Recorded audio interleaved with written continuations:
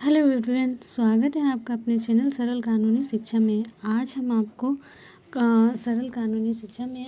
आपको मौलिक अधिकार से संबंधित जानकारियाँ बताएंगे। इस वीडियो में हमने एडीपीयू एग्ज़ाम 2021 की तैयारी के लिए उसके सिलेबस में जितने भी टॉपिक दिए हुए हैं, हम उस सिलेबस के माध्यम से अपनी वीडियो तैयार कर रहे हैं। और यह उन सभी व्यक्तियों के लिए वेरी इंपॉर्टेंट है जो एडीपीयू का एग्ज़ाम दे रहे हैं। एडीपीयू के एग्ज़ाम में हमारा पूरे सिलेबस में मौलिक अधिकार से संबंधित क्वेश्चन दिए हुए हैं। जैसे एडीपीयू एग्ज़ाम में हम आपको बता दें कि सिलेबस के अनुसार भारतीय संविधान का बृहत अधिनियम, इसमें भारत के संविधान भाग 3 में मौलिक अधिकार, भाग 4 में राज्य नीति निर्देशक सिद्धांत, भाग 5 में राष्ट्रपति और उपराष्ट्रपति, संघीय न्यायपालिका, राज्यपाल, राज्य विधानमंडल और मंडल के राज्य के उच्च न्यायालय, अधीन न्यायालय से संबंधित जानकारियों से रिलेटेड क्वेश्चन आएंगे। उसके बाद है भारतीय दंड संहिता 1860, दंड प्रक्रिया संहिता 1973 और भारतीय साक्ष्य अधिनियम 1872 का संपूर्ण ज्ञान है। इस सिलेबस के अनुसार हम आपको एक एक टॉपिक से रिलेटेड संपूर्ण जानकारी देने वाले हैं। प्लीज़ अगर मेरा वीडियो आपको पसंद आता है तो प्लीज़ इसे लाइक सब्सक्राइब करना ना भूलें, ताकि हम वो सारा वीडियो लाएं। अब आज से प्रत्येक दिन हमारा एक वीडियो लॉन्च होगा, जिसमें एक वीडियो में हम हर एक टॉपिक को पकड़ेंगे और उससे संबंधित संपूर्ण जानकारी देंगे, जो हमारे एग्ज़ाम के लिए बेहद ही महत्वपूर्ण है। आइए हम अपना वीडियो अब शुरू करते हैं। मौलिक अधिकार से मौलिक अधिकार, वैसे तो मौलिक अधिकार से संबंधित सभी जानकारी सबको पता रहता है कि हाँ, हमारे पास मौलिक अधिकार, हम ये कर सकते हैं, हम वो कर सकते हैं। लेकिन जब एग्ज़ाम की बारी आती है या क्वेश्चन पूछा जाता है, तो उसमें जो बेसिक चीज़ें पूछी जाती है वो कभी याद नहीं रहती है।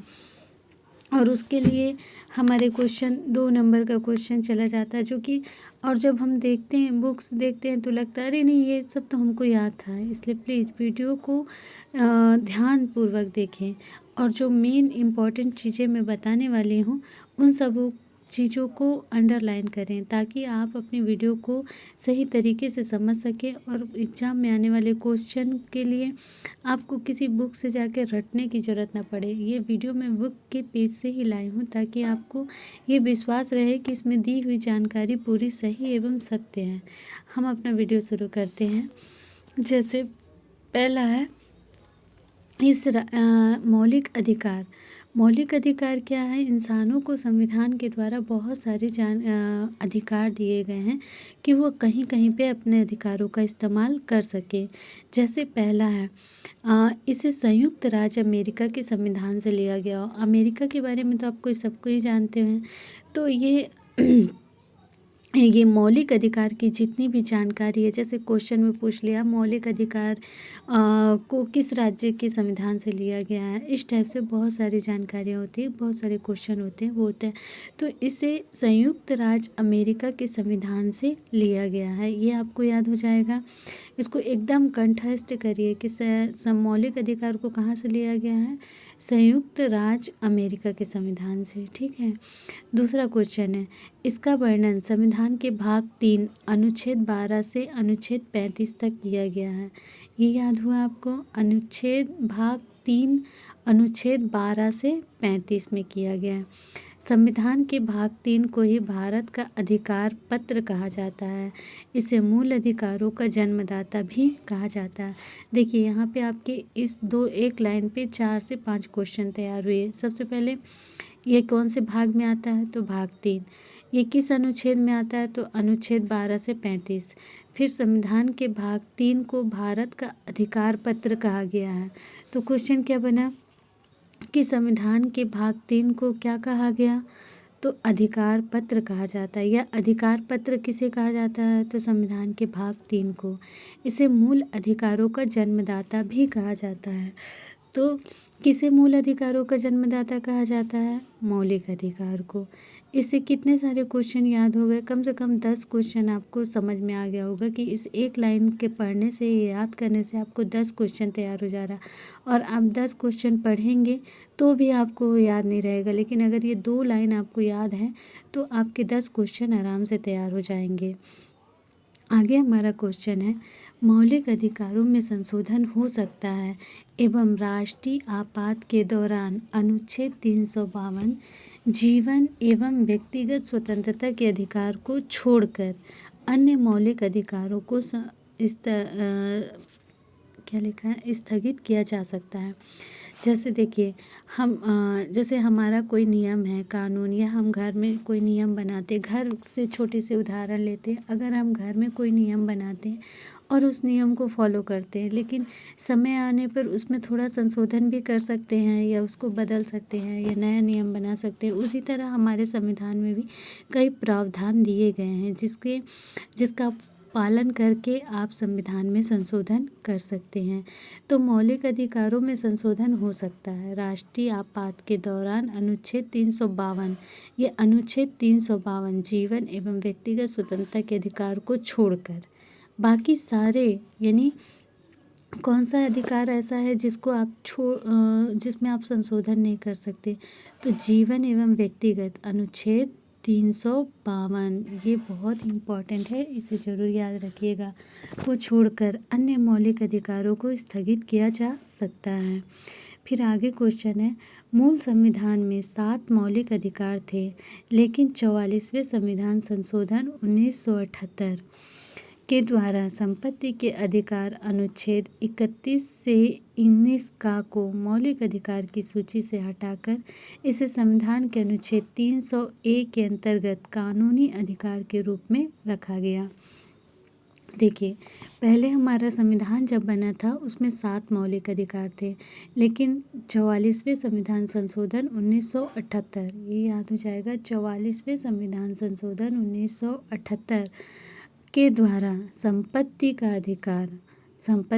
अधिकार अनुच्छेद 31 से 19 का संपत्ति का अधिकार अनुच्छेद 31 से 19 तक के मौलिक अधिकार की सूची से हटाकर इसे संविधान के अनुच्छेद 301 के अंतर्गत कानूनी अधिकार के रूप में रखा गया है।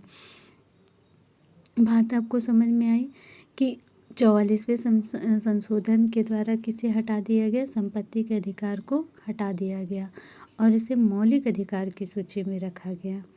ठीक है, आगे क्वेश्चन है, 1931 ईस्वी में कराची अधिवेशन अध्यक्ष सरदार वल्लभ भाई पटेल में कांग्रेस ने घोषणा पत्र के मूल अधिकारों की मांग की। मूल अधिकारों का प्रारूप जवाहरलाल नेहरू ने बनाया।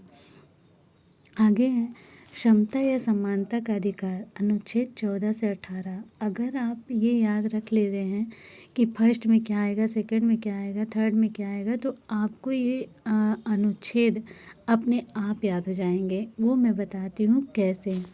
जैसे समता या समानता का अधिकार 14 से, अनुच्छेद 14 से 18। अब 18 के बाद क्या आएगा, 19 ही तो आएगा। 18 के बाद 19, तो 14, 15, 16, 17, 18, 4 हुए थे, 19, 20, 21, 22, 3 हो रहे हैं। ठीक है, देखिए घटते जाएगा ना। समता एवं समानता का अधिकार अनुच्छेद 14 से 18। स्वतंत्रता का अधिकार अनुच्छेद 19 से 22। शोषण के विरुद्ध अधिकार, अब ये 22 के बाद 23 ही आएगा। शोषण के विरुद्ध अधिकार, अब फिर 2 घट गया, तो 23 से सिर्फ 24। धार्मिक स्वतंत्रता का अधिकार अनुच्छेद 25 से 28 तक। धार्मिक स्वतंत्रता का अधिकार अनुच्छेद 25 से 28 तक। देखो 24 के बाद क्या आएगा, 25 ही आएगा। फिर संस्कृति और शिक्षा का अधिकार 28 है, 28 के बाद क्या, 29 ही आएगा। संस्कृति और शिक्षा का संबंधी अधिकार, तो अनुच्छेद 29 से 30 तक। फिर है संवैधानिक उपचारों का अधिकार अनुच्छेद 32। इतना आपको याद हो गया। इसे आप कोशिश करना, अगर आप 2 से 3 बार वीडियो आप देख लेते हैं या सुन लेते हैं तो आपको ये मौलिक अधिकार पूरी तरह से याद हो जाएंगे। और इस अंधविश्वास में बिल्कुल मत रहिएगा कि अरे हम मौलिक अधिकार कौन नहीं जानेगा, इसे तो हम बहुत अच्छे से जानते हैं, लेकिन ये सब हमारी बेवकूफ़ी होती है, क्योंकि जो main topic, main important word रहते हैं वो हमको याद नहीं रहते। जैसे यहीं पे पूछ लेगा स्वतंत्रता का अधिकार किस में आता है, 23 से 24, 14 से 18, 19 से 20, इसमें आप कंफ्यूज हो जाएंगे। बोलने के लिए तो हम यहाँ याद कर लेते हैं, लेकिन फिर भूल जाता है, इसलिए इस पर विशेष ध्यान दीजिए और हमारे वीडियो को कम से कम 2 से 3 बार सुनिए, वीडियो आसानी से याद हो जाएगी। आगे है समता का अधिकार। समता के अधिकार में क्या है? अनुच्छेद 14, विधि के समक्ष समता का अधिकार। इसका अर्थ है कि राज्य के सभी व्यक्तियों के लिए समान कानून बनाया जाएगा तथा उसमें एक समानता ही रहेगी। अनुच्छेद 15, धर्म, नस्ल, जाति, लिंग, जन्म स्थान के आधार पर नागरिकों में भेदभाव नहीं किया जाएगा। अनुच्छेद 16, लोक नियोजन के विषय में अवसर की समानता। राज्य के अधीन किसी भी पद पर जब नियुक्ति से संबंधित विषयों के में सभी नागरिकों के लिए अवसर की समानता होगी। इसमें अनुसूचित जाति, जनजाति, अन्य जाति, पिछड़ा वर्ग आदि आते हैं। अनुच्छेद 17, अस्पृश्यता का अंत के उन्मूलन के लिए इसे दंडनीय अपराध घोषित किया गया है। अनुच्छेद 18, उपाधियों का अंत। अब इस उपाधियों के अंत सेवा या विधि संबंधी सम्मान के लिए सिवाय कोई अन्य भी राज्य विधि प्रदान नहीं की जाएगी। भारत का कोई भी नागरिक चाहे वो किसी भी देश से बिना राष्ट्रपति की आज्ञा के कोई भी उपाधि स्वीकार नहीं कर सकता है। भारत सरकार द्वारा भारत रत्न, पद्म भूषण, पद्म विभूषण, पद्मश्री एवं सेना द्वारा परमवीर चक्र, महावीर चक्र, वीर चक्र आदि पुरस्कार अनुच्छेद 18 के तहत दिए जाते हैं। ये सारे मौलिक अधिकार आपको इस वीडियो के ज़रिए आसानी से याद हो गए होंगे। अगर नहीं भी याद हुए होंगे तो आप इस वीडियो को कम से कम 2 से 3 बार सुनिए, आपको पूरे मौलिक अधिकार बहुत अच्छे से याद हो जाएंगे तथा इसमें आने वाले सभी क्वेश्चन, हम क्वेश्चन पढ़ते हैं तो 50 क्वेश्चन रट लेते हैं, लेकिन उसमें से एक भी याद नहीं रहता। लेकिन अगर इसे आप कहानी की तरह पढ़कर याद कर रहे हैं, हमारा वीडियो सुन रहे हैं, तो आपको ये बहुत अच्छे तरीके से याद हो जाएगा। आगे आपको मेरा वीडियो कैसा लगा, प्लीज़ इसे लाइक, सब्सक्राइब करना ना भूलें तथा इसे अपने दोस्तों को ज़्यादा से ज़्यादा शेयर करें ताकि सभी को ये जानकारी मिल सके। आपको मेरा वीडियो अगर पसंद आता है तो प्लीज़ इसे सब्सक्राइब करना ना भूलें तथा कमेंट्स करके बताइए कि आपको और किस किस तरह का वीडियो चाहिए। और एक वीडियो प्रतिदिन, हमारा एक वीडियो आपको मिलता रहेगा जो है एडीपीओ एग्ज़ाम से संबंधित जानकारी के लिए। अभी मैं एडीपीओ एग्ज़ाम के सिलेबस अनुसार प्रतिदिन एक वीडियो लेकर आने वाली हूँ। आपको मेरा वीडियो पसंद आता है तो प्लीज़ इसे लाइक, सब्सक्राइब ज़रूर करें।